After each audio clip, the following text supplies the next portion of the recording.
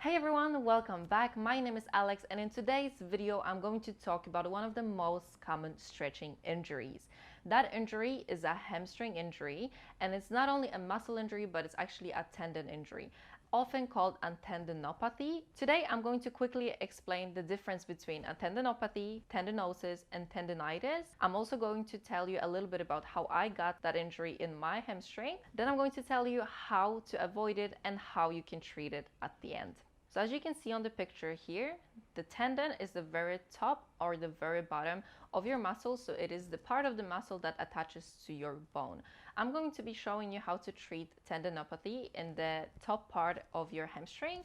If you have this injury, you're going to be feeling it right up underneath your glute, right where your hamstrings attach to your hips. And if your physio have told you that it is a tendinopathy, it just means that it is a tendon injury. There are two other terms for tendon injuries. It is a tendonitis.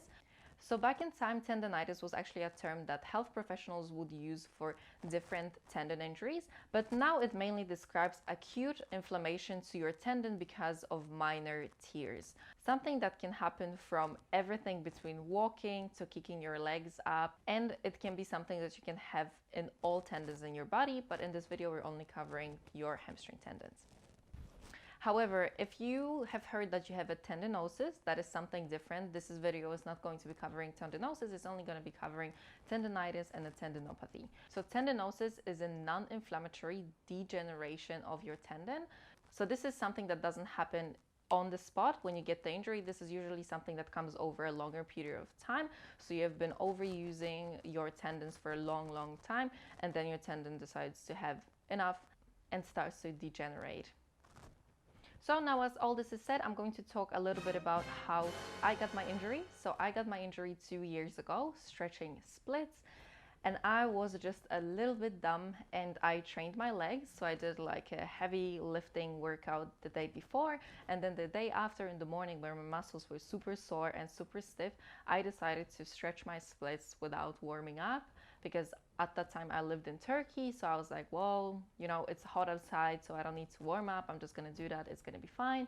And I could feel it straight away. I didn't feel it pop or anything, but I just felt like this burning pain. And after that, I noticed that I just had that pain every time I stretched. And I went with it untreated pretty much for over a year. And then I started seeing a physio to get it treated and doing exercises. And I'm still recovering from it, because it is something that takes a lot of time to recover from. But before we go to treatment, I just want to tell you a little bit about how you can avoid it. So number one, you can probably avoid it just by not stretching when you're super sore in your legs, like I did, cold in the morning. So always make sure that you warm up. And I would also recommend not doing splits at parties or when drinking alcohol. Just because when we're drinking, our body does not have a very good idea of what is going on. And it often feels like we're actually more flexible and more able to do many things, but I would recommend not doing it, especially if you have just gotten your flat splits. If you're on over splits, it should probably be fine. But if you have just gotten your flat splits, then don't do it. Another thing is, don't kick your leg up without warming up. So don't do high kicks or anything like that first thing in the morning, so just make sure you're always a little bit warm when you've been walking at least. So the last part of this video, I'm going to show you some exercises you can do to treat it, and I would recommend doing these exercises for maybe 5 to 10 minutes, 2 times a day if you can. If not, then 5 to 10 minutes at least once a day. Okay, so the first exercise I'm going to show you is just a simple glute bridge. So we're going to be lying down on our backs.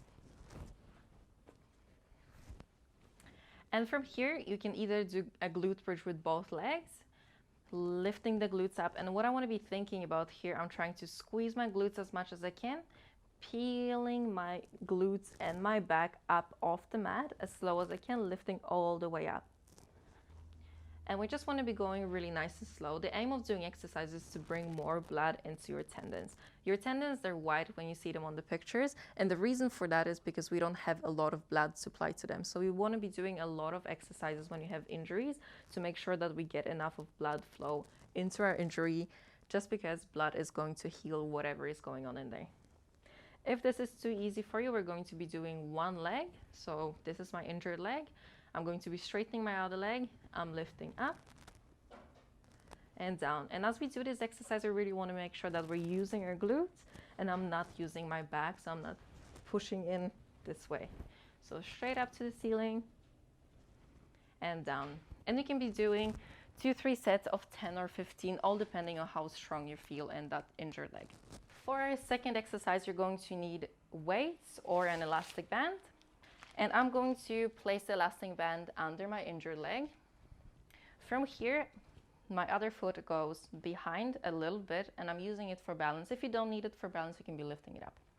And from here, I want to make sure that I have a lot of tension in my band.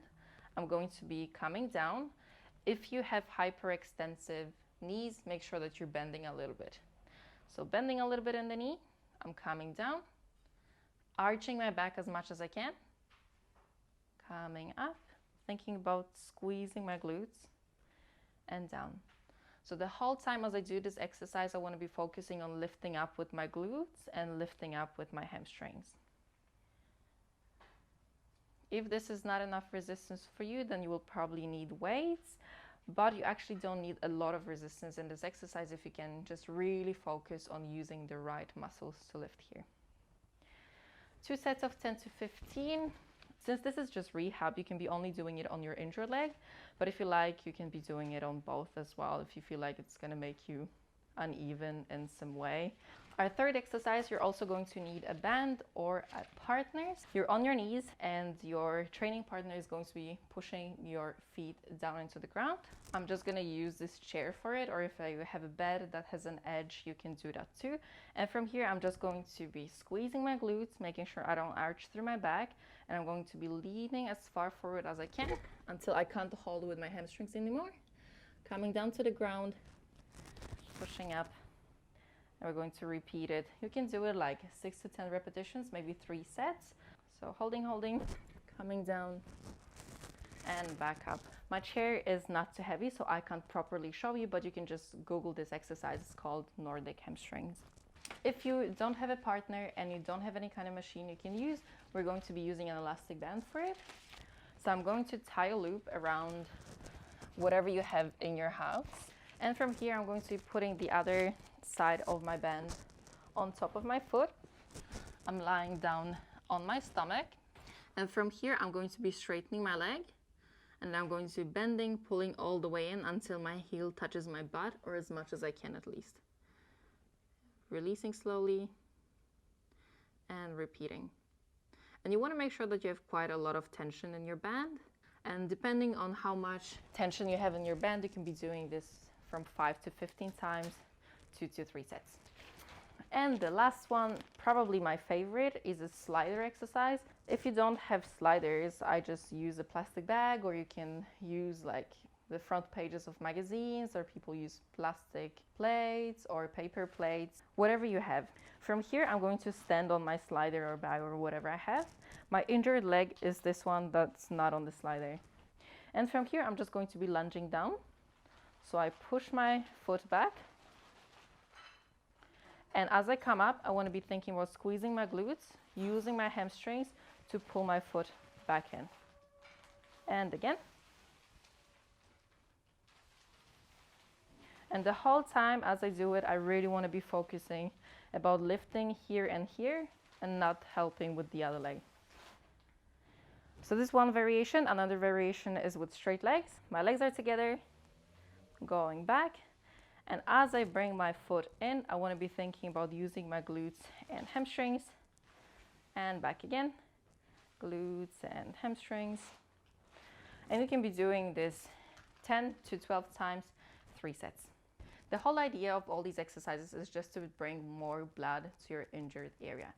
Another way of doing that is by foam rolling or massaging your injured area. So this is what I'm going to do with a ball now. So if you don't have like a spiky ball, you can be using pretty much any kind of ball you have at home that's hard enough.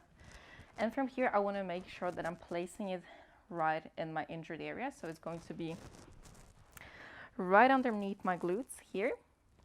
I'm going to place it down on the ground. And from here, I'm going to just be rolling side to side.